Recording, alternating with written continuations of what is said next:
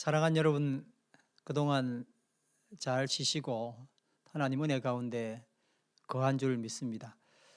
오늘 말씀은 Life March, 십자가의 길입니다. 좀 전에 우리가 마가복음 10장 32절에서 45절 말씀을 본문으로 읽었었습니다. 제목이 뭐라고요?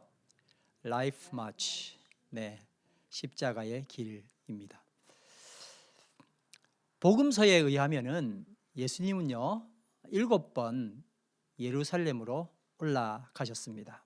아마 갈 때마다 어떤 사람들은 자기 나름의 기대를 하고 있었을 것이고, 또 예수님의 생각은 그들과 또 다를 수도 있었을 겁니다. 근데 지금 오늘 우리가 본문에서 읽었던 마가복음 10장은 마지막 예수님이 예루살렘으로 올라가시는 7번째에 해당되는 겁니다. 그런데 예수님께서는 정말 이전에 올라가셨던과 전혀 다른 이유로, 물론은 같겠죠. 전체적으로 예수님의 목적하신 바는 같겠지만 아무튼 전혀 다른 이유로 예루살렘에 오르셨습니다. 그게 뭘까요? 바로 십자가를 지시기 위함이었습니다. 그런데 예수님을 따르는 자들은 예수님과 다르게 마치 혁명의 특공대인 양 예루살렘을 향해 가고 있었습니다. 마가복음 10장 32절 말씀 우리 다 같이 한번 읽겠습니다. 시작. 그들은 예루살렘으로 올라가고 있었다. 예수께서 앞장서서 가시는데 제자들은 놀랐으며 뒤따라가는 사람들은 두려워하였다. 제자들이 놀랐으며 영어 표현을 보니까 they were amazed라고 되어 있습니다. 그래서 예수님께서는 12제자를 곁에 불러놓으시고 정말 예루살렘에 도착하면 바로 주님께 닥칠 일들을 일러주셨습니다. 그러니까 이전과 다른 예루살렘 여정이라는 것을 제자들에게 자세히 알려주신 겁니다. 33절, 34절 말씀 다 같이 읽겠습니다. 보아라, 우리는 예루살렘으로 올라가고 있다. 인자가 대제사장들과 율법학자들에게 넘어갈 것이다. 그들은 인자에게 사형을 선고하고 이방 사람들에게 넘겨줄 것이다. 그리고 이방 사람들은 인자를 조롱하고 신뱉고 채찍질하고 죽일 것이다. 그러나 그는 사흘 후에 살아날 것이다. 지금 예수님이 예루살렘으로 가시는 길은 십자가의 길이다라는 것을 제자들에게 분명하게 일러주시고 계셨습니다. 예수께서 대제사장들과 율법학자들에 의해서 사형을 언도받는다는 거예요. 이방인들에게 또 넘겨져 가지고 죽임을 당한다는 겁니다. 정말 여러분 이런 이야기를 듣게 되면 뭐 멀리 있는 친척이 이런 일을 당한다 해도 고통스러울 건데, 가까이 있는 예수님, 그것도 스승이신 예수님이 이런 일을 당한다 그러면 어떻게 생각이 들까요? 정말 온몸이 다 떨릴 겁니다. 이 마음 정말 누가 표현할 수 있겠습니까? 근데 여러분, 너무나 놀랍게도 제자들은 예수님께서 이렇게까지 말씀하셨음에도 전혀 공감하지 못했다는 겁니다. 오히려 그 반대였어요. 내가 지금 가면 죽는다, 그렇게 말하는데 아무 생각이 없어요. 어떻게 이럴 수가 있습니까? 이미 그들은 자기 나름의 생각들을 다 가지고 있었기 때문에 그렇습니다. 3년여 동안 예수님을 따르며 봐왔던 그 많은 기적들, 말씀들 있지 않았습니까? 얼마나 많은 사람들이 예수님을 지지하는 것을 보았습니까? 오병이어의 기적을 보지 않았습니까? 아, 이러면 우리는 살 수 있구나. 그렇게 많은 사람들이 주를 따르는 걸 본 거예요. 그래서 그들은 예루살렘에 올라갈 때마다 나름의 생각들을 합니다. 그러나 이번은 이제 대단한 일이 일어날 거야. 이번에 주께서 예루살렘에 가시면 예루살렘은 뒤집어진다. 혁명이 일어날 거야. 그동안 우리가 당해온 종교 당국의 온갖 비리와 폭리와 로마의 억압으로부터 우리 민중들은 틀림없이 해방될 것이다. 예수께서 예루살렘 뒤집어 놓을 거야. 이런 경이로움과 두려움이 그들을 현재 흥분시켜 놓았습니다. 이것이 그들이 기다리고 기다리던 예루살렘의 길이었던 겁니다. 예수님과는 전혀 관계없는 그들 나름의 길이었습니다. 근데 여러분, 무리와 제자들이 가지 않았습니까? 그때 무리의 뒤를 따르던 살로메라는 사람, 세베대의 아내입니다. 살로메라는 여인이 두 아들을 앞세워서 예수님 따로 뵙기를 청하는 거예요. 세베대의 아들들은 누구죠? 바로 예수님의 측근 제자인 야고보와 요한입니다. 자, 엄마가 야고보와 요한을 이제 앞세워서 이렇게 이야기를 하는 겁니다. 35절 시작. 선생님, 우리가 요구하는 것은 무엇이든지 해주시기를 바랍니다. 어떻게 이럴 수가 있어요? 뭐든지 우리가 요구하는 건 해달라는 거예요. 이것도 여러분 슬쩍 이야기한 게 아니고 제자들도 적당히 들으라는 거예요. 감히 우리가 말하는 거 토달지 마 하는 그런 거죠. 그러자 예수께서 너희는 내가 너희에게 무엇을 해주기를 바라느냐 하셨습니다. 자, 이제 그들이 주님께 대답합니다. 37절입니다. 다 같이 읽습니다. 시작. 선생님께서 영광을 받으실 때에 하나는 선생님의 오른쪽에 하나는 선생님의 왼쪽에 앉게 하여 주십시오. 예수님께서 무슨 이야기를 하신 거예요? 지금 내가 예루살렘 올라가면 죽는다. 십자가의 죽음이 기다리고 있어. 라고 말씀하신다면 최측근 제자라면 적어도 위로와 공감과 안타까운 마음을 가져야 되지 않습니까? 그런데 이들은 그런 생각이 전혀 없었습니다. 오히려 예수님이 통치하실 혁명정부 이제 뒤집어질 거야. 나는 드디어 엄청난 자리를 차지할 거야. 그래서 바로 자기들을 예수님 오른쪽 왼쪽에 차지할 수 있도록 해달라고 청탁한 거예요. 다 들리도록. 이 말은 수제자 그룹에 포함되어 있는 베드로를 배제시키는 의도도 담겨 있었습니다. 그리고 다 들리게 저런 사람들 다 알아듣게 말한 이유가 어디 있을까요? 그동안 세베대의 가족들은요, 물심양면으로 더 구체적으로 이야기하면 경제적으로 주님의 사역의 이익을 담당했으니까 우리는 그럴 자격이 있다 하는 이야기를 하는 겁니다. 여러분, 아무리 생각해도 참 기가 찬 이야기죠. 어째서 예수님의 제자들이, 최측근 제자들이 그의 어머니와 하나가 되어서 이런 꿈을 꾸고 있었을까요? 어떻게 이런 꿈을 꾸는 것이 가능할까요? 오늘 그 이야기를 한번 여러분과 나누기를 원합니다. 여러분, 감옥 안에서 태어난 아이가 있다고 생각해 봅시다. 그러면 그 아이에게 있어서 감옥 안이 세상의 전부겠죠.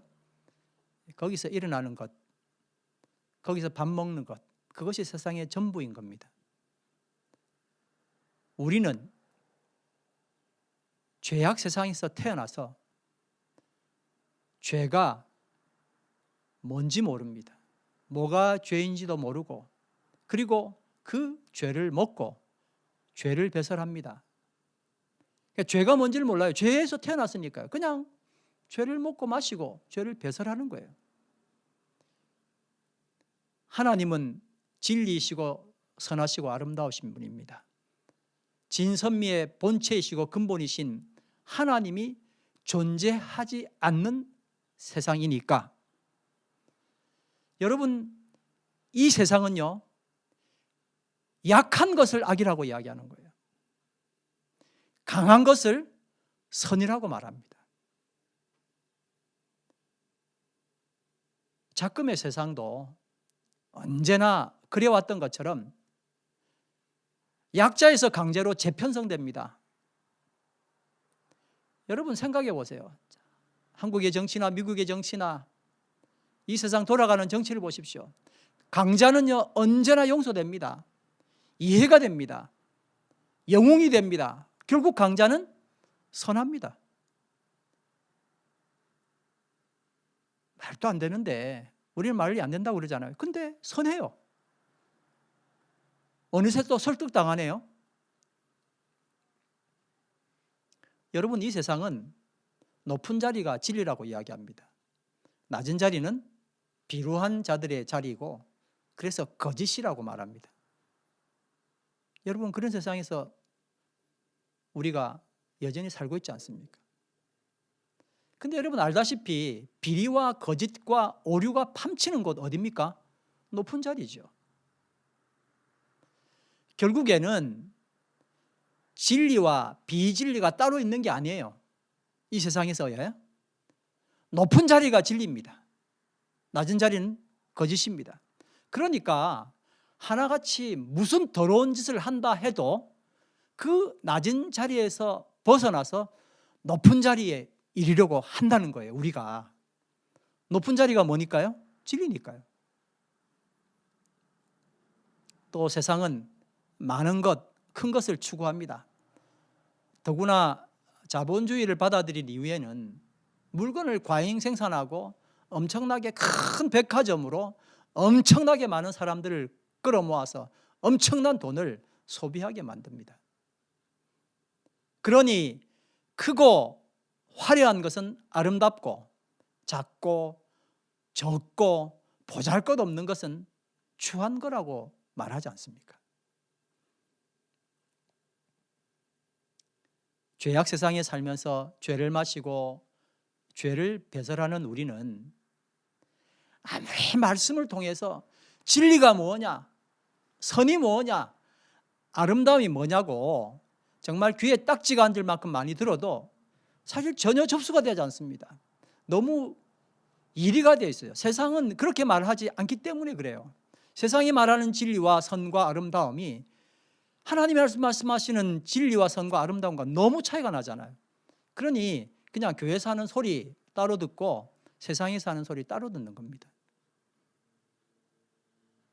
예수님이 지금 정말 내 귀에 간절하게 말씀하셔도 나는 오로지 예루살렘에 가서 내가 차지할 높은 자리, 힘 있는 자리, 큰 자리 어떻게 먼저 찜할지, 어떻게 먼저 선점할지 집중할 뿐입니다. 마가복음 10장 38절 39절 말씀 다 같이 읽습니다. 예수께서 그들에게 말씀하셨다. 너희는 너희가 구하는 것이 무엇인지 모르고 있다. 내가 마시는 잔을 너희가 마실 수 있고 내가 받는 세례를 너희가 받을 수 있느냐? 그들이 그에게 대답했다. 할 수 있습니다. 여러분, 야고보와 요한은 예수님의 그 말씀을 그래? 그럼 너희가 내 시키는 거 다 할 수 있어? 이렇게 말한 거로 들은 거예요. 그러니까 뭐라고 대답한 거예요? 할 수 있습니다 라고 대답합니다. 뭐 우리 소원 들어주신다면 뭔들 못하겠어요? 뭐 그런 거죠. 여러분, 내가 예수님을 따르는 이유가 무엇입니까? 나는 예수님께 뭘 구하고 있습니까? 내가 무엇을 구하는지 알기는 합니까? 참 깊은 질문이고 깊이 묵상해야 될 질문입니다. 그래도 우리가 교회 다니니까 누구보다도 예수님과 꽤나 친하다고 생각하시니까 스스로에게 한번 질문해 보시길 바랍니다. 내가 예수님을 따르는 이유가 뭐냐고요? 나는 예수님께 뭘 구하고 있습니까? 그리고 그 구하는 것이 뭔지 알기는 하냐는 거예요. 너희가 구하는 것을 너희가 모른다는 겁니다. 예수님 말씀이잖아요. 지금껏 우리가 예수님과 같은 길을 힘들게 걸으면서 그분의 말씀에 순종해온 이유가 뭡니까? 내가 아는 한 최고의 것, 그러니까 세상의 진리, 세상의 선, 세상의 미에 몰입되어서 그것을 얻어내기 위함 아닙니까? 그리고 그걸 얻는데 누구보다도 예수님이 큰 도움을 주실 수 있다고 믿었으니까요. 그래서 예수님 따른 겁니다. 결과적으로 동상이몽이었습니다. 같은 상에서 밥 먹고 뒹굴고 먹고 마시고 다 하는데 두 사람의 꿈은 서로 다르게 꾸고 있다는 겁니다. 예루살렘으로 가는 그 길, 예수님의 꿈과 제자들의 꿈은 이렇게 달랐습니다. 근데 여러분, 과연 이 세베대 두 아들만 이런 꿈을 꾸고 있었을까요? 41절 말씀 다 같이 한번 보겠습니다. 그런데 열 제자가 이것을 듣고 야고보와 요한에게 분개하였다. 다 들리게 말했으니까 뭐 당연히 들었겠죠. 그리고 화가 난 겁니다. 누가요? 열 제자가요. 이들의 꿈 역시 야고보와 요한과 같았던 거예요. 이방의 땅, 냉대받는 변방 출신은 이 사람들도 부푼 꿈을 가지고 지금 수도 예루살렘을 향하여 행진합니다. 나도 형편이 바뀔 수 있겠네. 예수님 잘 만났네. 다만 가난하고 천한 신분이었던 그들은 여러 배를 소유하고 있는, 그래서 나름대로 갈릴리 바다를 주름잡던 세베대 가문의 아들들에게 기가 눌려 있었을 뿐입니다. 그런데 아니나 다를까 이들이 먼저 치고 나온 거예요. 화가 났죠. 있는 것들이 더해 이러면서. 자, 여러분, 예수님 입장에서 보면 이런 제자들, 지금으로 이야기하면 목사, 장로, 권사, 집사라는 사람들이, 이런 사람들 예수님 데리고 다니면 이렇게 대답하는 거예요. 이런 모습들 보이는 겁니다. 얼마나 한심하고 기가 차셨을까요? 근데 중요한 포인트는 이겁니다. 예수님은 이들이 정말 뭘 구하는지 다 아셨다는 거예요. 뭘 구했습니까? 열심히 살려고 그랬던 거잖아요. 무의도식하며 유행 바라며 그렇게 정말 무가치한 그런 일들을 그 사람들이 했다고 생각하지 않으시는 거예요. 뭐 그런 분들도 있잖아요. 가난한 민초임에도 최선을 구하고 최고를 구하고 아름다운 삶을 구한다는 걸 주님은 아셨다는 거예요. 그런데 우리는 죄악 세상에서 태어나가지고 죄 먹고 죄 배출하고 살다 보니까 뭐가 죄인지, 죄가 죄인지 잘 모른다는 거예요. 그래서 죄를 오히려 진리고 선이고 아름다움이라고 배우고 살았다는 겁니다. 여러분, 까만 고양이가 있는데 검정색 고양이 말입니다. 근데 그 고양이가 이제 어디 간 거예요. 그래서 이제 고양이를 찾는 거예요. 근데 한 사람이 그 고양이는 검은색이기 때문에 분명히 캄캄한 방 안에 있을 거야 라고 생각한 거예요. 사실 고양이는 지금 방 밖에 서 있습니다.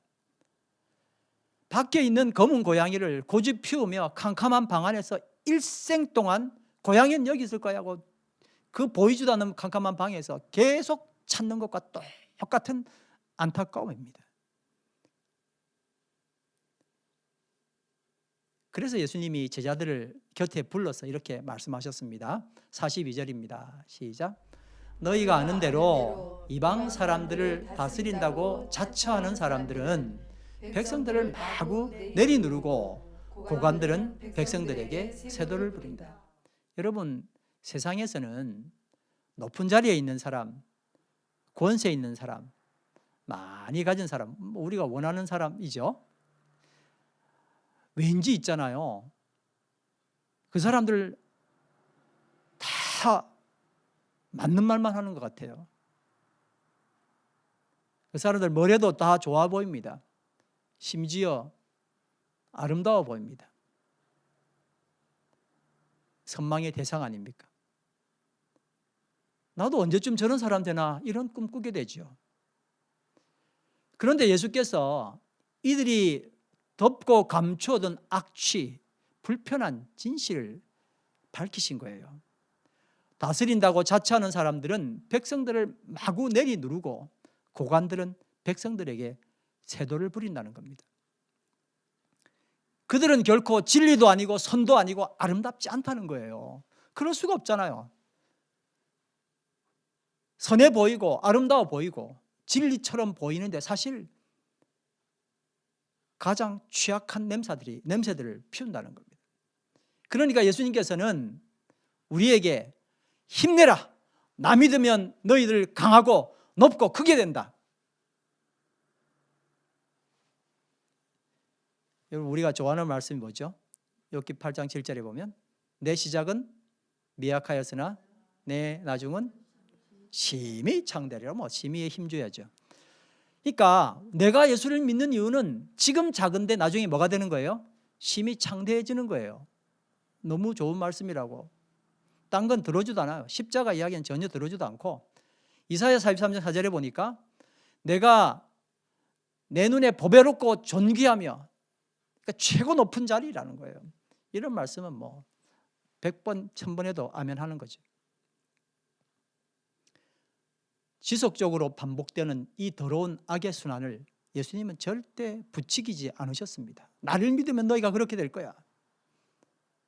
우리가 원하는 건 뭐예요? 낮은 자리에서 높은 자리로, 약자에서 강자로, 없는 자에서 많은 자로 가는 길. 그래서 여러분 다 아시는 것처럼 이 길을 가면서 반복되었던 도적질, 살인, 분노, 탐심, 이런 걸 주님은 절대 부추기시지 않으셨던 겁니다.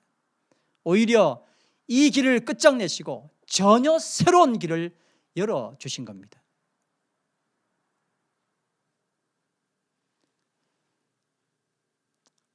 한 딸이 있었습니다. 딸. 정말 자기보다 잘 나가는 것들, 잘난 것들 만나고 와서 집에 들어와 가지고 눈이 붓도록 웁니다. 못난 딸 바라보며 엄마가 한마디 말을 했습니다. 잘난 거랑 잘 사는 거랑 다르다. 한번 여러분 따라해 보실래요? 잘난 거랑 잘 사는 거랑 다르다. 잘 사는 거랑 다르다. 딸이 누워 있는데 이 말을 엄마가 해줍니다.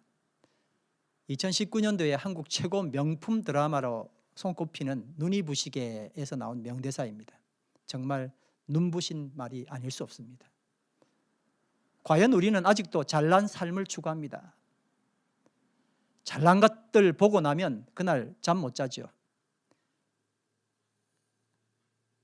남편 욕하고 아내 욕하고 왜 나를 낳으셨냐고 부모 원망하고 자식들도 원망하는 겁니다.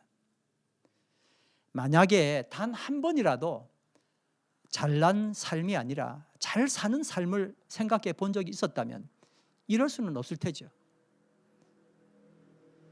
여러분, 그러면 뭐가 잘 사는 삶일까요? 43절 44절 말씀입니다. 다 같이 한번 읽습니다.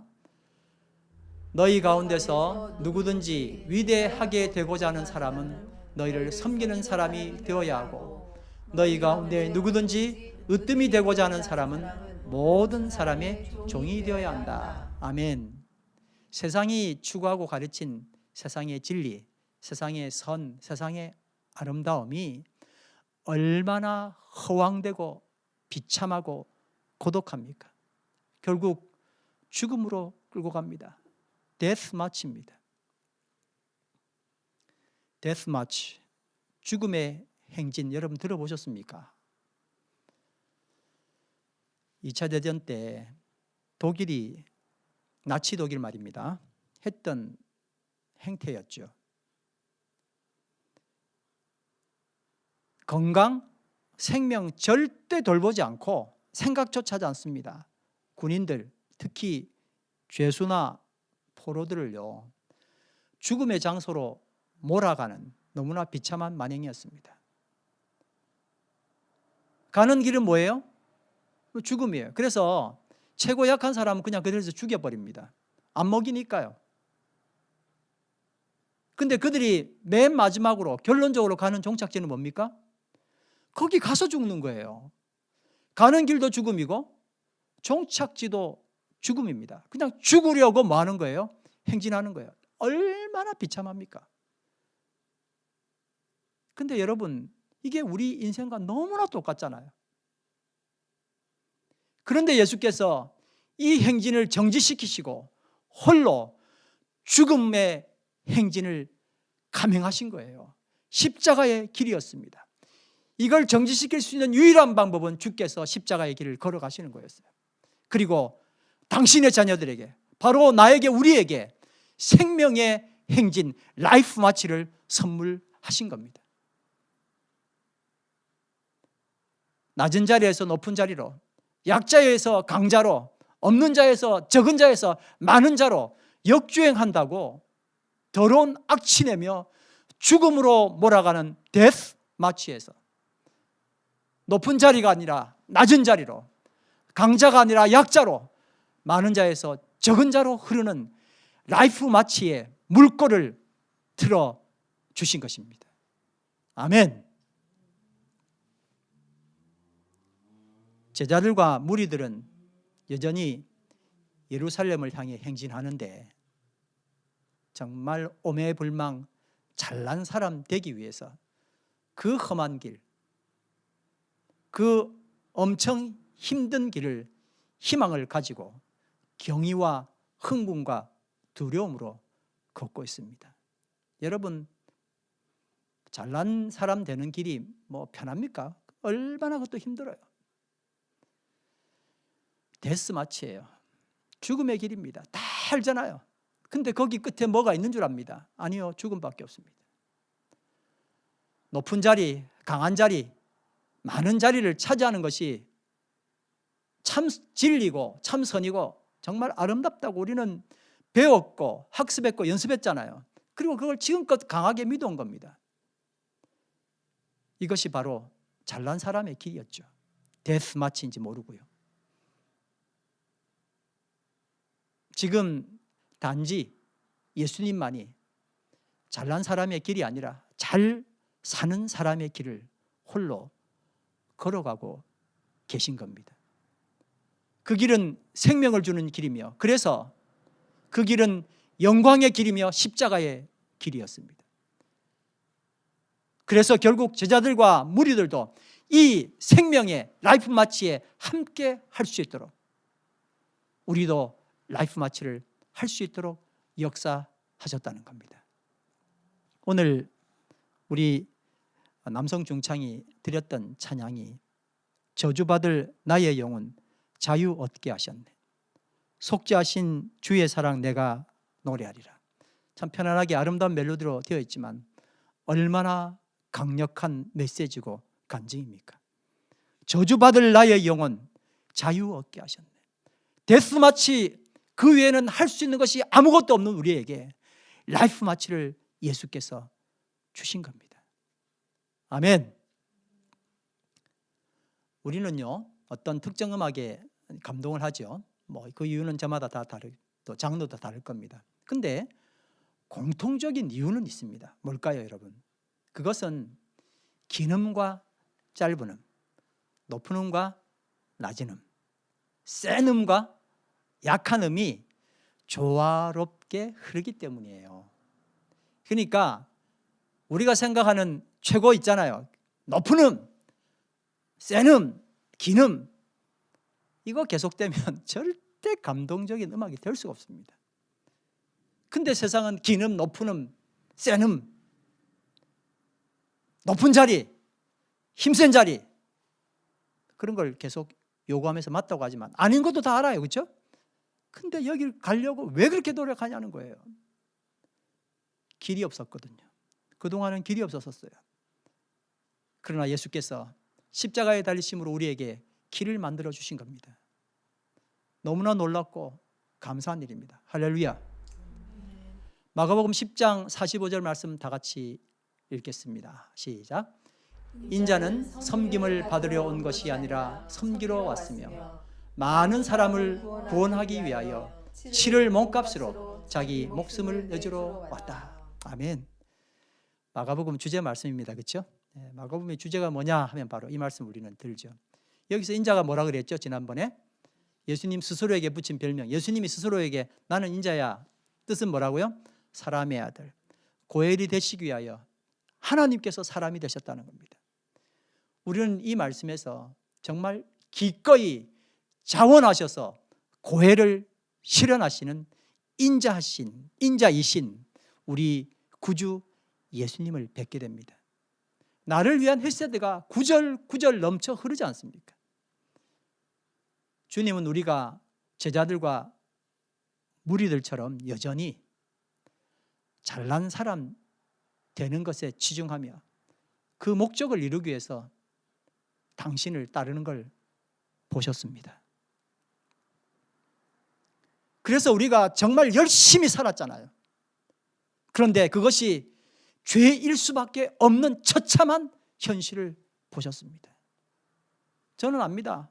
우리 예찬 공동체 내에서 대충 무의도시 가면서 사는 사람 없다는 거 압니다. 정말 열심히 살잖아요. 내 주변에 있는 많은 사람들이 다 열심히 삽니다. 그런데 그것이 죄일 수밖에 없는 처참한 현실, 이걸 주님께서 눈물 흘리며 보셨다는 겁니다. 그 여정이 죽음이고 목적지가 죽음인 데스마치를 본 거예요.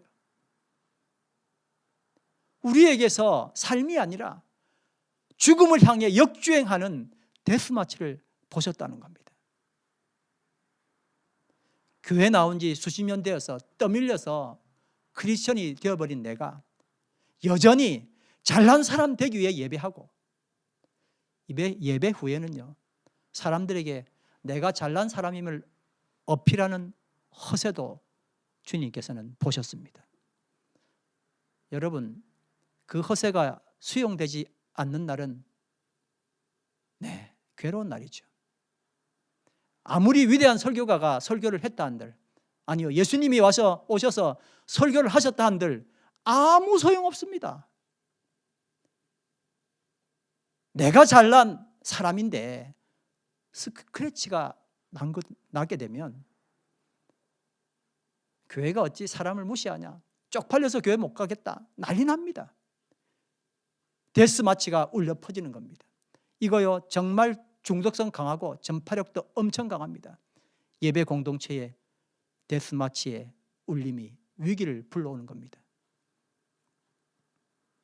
분명 하나님께 예배하러 온 사람들 맞잖아요. 근데 그 목적이 다 뭐예요? 내가 잘난 사람 되기 위함인 겁니다. 그걸 여실히 드러낸 겁니다. 딸이 잘난 사람 만나고 집에 와서 막 우는 겁니다. 잘난 사람이 아니라 뭐라고요? 잘 사는 사람이 되어야 된다고 엄마가 말했잖아요. 주님께서 가신 길, 주님께서 원하시는 길은 잘난 삶이 아니라 잘 사는 삶입니다. 한번 따라합시다. 잘난 삶이 아니라 잘 사는 삶이다. 아멘. 잘 사는 삶은 뭡니까? 십자가의 길, 순교의 자의 삶, 헤세드를 실천하는 그 삶 말입니다. 약한 데서 강한 데로, 낮은 데서 높은 데로, 적은 데서 많은 데로 흐르는 이 세상의 흐름은 그야말로 죽음의 흐름입니다. 그런데 나는 이걸 그토록 혐오하면서도 그것 때문에 이렇게 상처받았잖아요. 그런데 언제나 동경하잖아요. 또 담배나 술, 마약이 나쁘다, 도박이 나쁘다 말하지만서도 이걸 동경하는 것처럼요. 심지어 이렇게 말합니다. 잘난 사람으로 남고 싶지 잘 사는 사람이기는 싫어, 귀찮아. 나 챙기기도 힘든데 남을 어떻게 돌보냐는 겁니다. 다른 문제는 뭔지 아십니까? 나는 어쩔 수 없어. 이렇게 살 거야. 근데 너는 십자가, 교회 나온 사람 중에 이런 사람들이 또 많아요. 나는 뭐 포기했어. 너는 잘 살아. 그러고 말면 또 문제가 또 죽을 수가 있는데, 이게요, 그렇게 말하면서 상대 약점이 너무 내 눈에 잘 보이는 거예요. 그러니까 참아야 되는데 한마디 합니다. 상대에게 지적질하고 훈계까지 합니다. 나는 이렇지만 너는 잘 살아야 된다니까. 그게 상처가 되죠. 여러분, 이것은요, 마치 감각은 다 살아있는데 몸은 전혀 쓸 수 없는 마비증 환자와 같습니다. 마비 환자가 편한 것 같잖아요. 아닙니다. 마비증은요, 정말 고통하면서 투병하는, 심각한 고통 중에 투병하는 환자인 거예요. 주일에 말씀 들으면 잠깐 경각심을 갖죠. 그런데 언제 일주일이 지나가요? 다 흘러가고 죽음의 행진은 또 반복됩니다. 아무것도 하지 않죠. 나만 위하죠. 이런 영적 마비 상태를 어떻게 하면 좋겠습니까, 여러분? 그래도 우리는 크리스천이니까 말씀 읽잖아요. 이걸 뭐라 그러냐면은 성경에 밑줄 긋는 것이라고 이야기합니다. 사실 이거 못하던 교인들도 많기 때문에 겨우 이거 한 것도 잘했다고 칭찬 듣습니다. 매일매일 성경 읽고 그렇게 하십니까?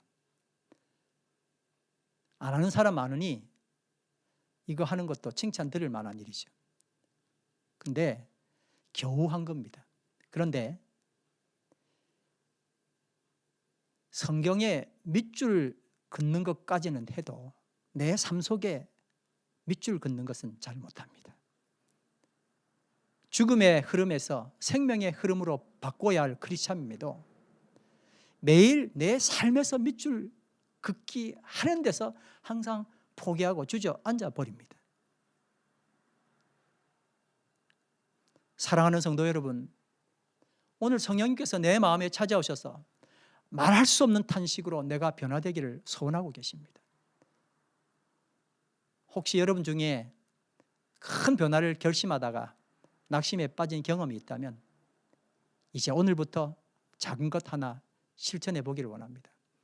다 같이 시편 1편 1절 2절 말씀을 보겠습니다. 시작.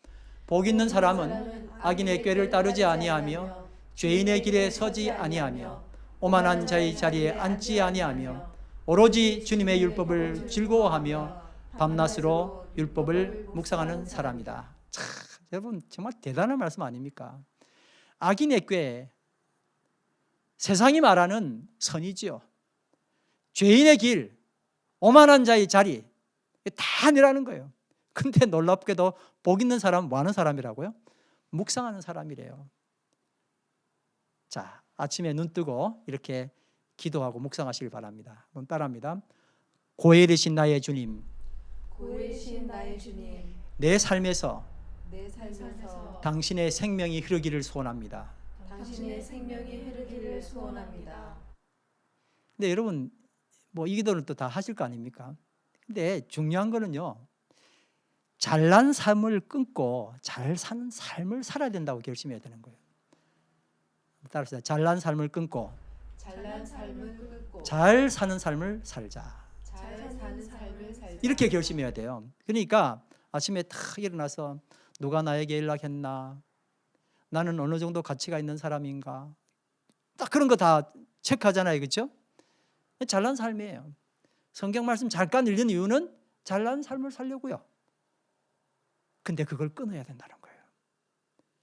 잘난 삶을 끊고 뭐 하라고요?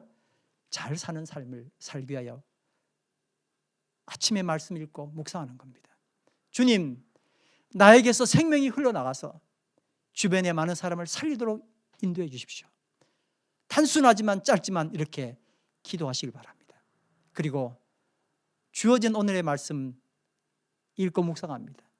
그리고 금주에 암송구절 다시 한 번 더 읽고 묵상합니다. 암송도 해보시고요. 이렇게 딱 5분입니다. 근데 이 아침에 5분이 하루 5시간을 영적으로 지배하게 됩니다. 여러분 잠들기 전에 여러분 잠들기 전 한 10분 정도 뭐 하십니까? 뭐 여러 가지 좋은 거 많이 하신 분도 계시겠지만 정말 잠들기 전 5분입니다. 내가 생명을 흘려보내야 되는 그런 분들이 있지 않습니까? 그 이름 한 사람 한 사람 들어서 기도하면서 기도하시길 바랍니다. 하나님 나라를 위하여, 교회 공동체를 위하여 기도하시길 바랍니다. 5분이면 됩니다. 5분이 우리의 평소의 5시간을 영적으로 지배할 것입니다. 가장 중요한 것은 뭐라고요? 잘난 삶을 끊어야 돼요. 그리고 잘 사는 삶을 살기 위하여 주님 나를 이곳에 보내신 것을 감사합니다. 더 이상 데스마치에 함께 가는 것이 아니라 그런 무가치한 삶이 아니라 라이프 마치를 살 수 있도록 역사하신 하나님, 그 십자가의 길을 걸으신 하나님, 오늘 우리를 초청하십니다. 금주의 암송 말씀 다 같이 읽습니다. 마가복음 10장 45절입니다. 시작. 인자는 섬김을 받으려 온 것이 아니라 섬기려 왔으며 많은 사람을 구원하기 위하여 치를 몸값으로 자기 목숨을 내주러 왔다. 우리의 삶이 주님 닮기를 간절히 바랍니다. 금주의 묵상입니다. 다 같이 한번 보겠습니다. 세상의 진선미와 성경의 진선미는 어떻게 다른가? 금주에 한번 묵상해 보시길 바랍니다. 잘난 삶의 추구와 잘 산 삶의 추구가 공동체에 어떤 영향을 주는지. 세 번째입니다. 영적인 마비 상태에서 벗어날 방법은 무엇인가? 각자 기도하면서 이번 주에 묵상해 보시길 바랍니다.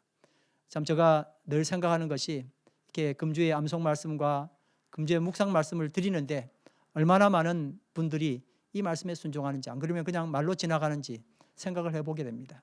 정말 생각하고 생각해서 정말 기도하면서 만들어놨던 이 좋은 제도가 여러분들에게 실현되면 참 좋겠다고 생각합니다.